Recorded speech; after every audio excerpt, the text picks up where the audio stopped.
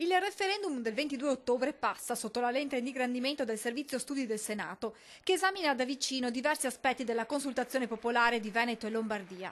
Nel sottolineare come sia la prima volta nella storia della Repubblica che i cittadini saranno chiamati a decidere se desiderano una maggiore autonomia per la loro regione, il Dipartimento di Palazzo Madama chiarisce subito come il referendum non sia né vincolante né strumento automatico per l'attivazione di una maggiore autonomia. L'iter prevede infatti successivamente al voto un'intesa tra regioni e governo entro 60 giorni.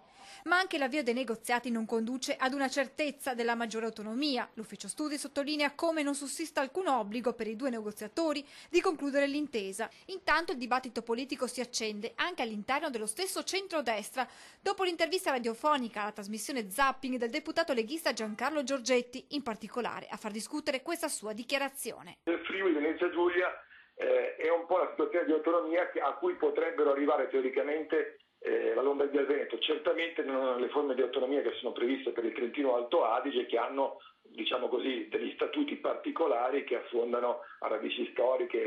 Giorgetti, commenta Luca Zaia, giustamente ha detto che l'autonomia possibile in base alla Costituzione è quella dell'articolo 116 e non quella di Trento e Bolzano, che ha bisogno di una modifica costituzionale. Primo, la modifica costituzionale non è vietata per legge. Secondo, se diamo tutte e 23 le competenze in base all'attuale Costituzione, di fatto diventiamo come Trento e Bolzano, perché ci portiamo a casa tutte le competenze e anche ovviamente le risorse. Altra polemica in seno al centrodestra, quella con Fratelli d'Italia, dopo le dichiarazioni di Giorgia Meloni, che ha definito il referendum sola propaganda. Siano rispettati i veneti e siano lasciati in pace, da primo. Da secondo devo dire che non c'è nessun problema nella mia maggioranza. Fratelli d'Italia c'è con un consigliere, il consigliere Berlato, il quale ha votato e sostiene pubblicamente il referendum e sostiene il sì. Per me la questione non c'è.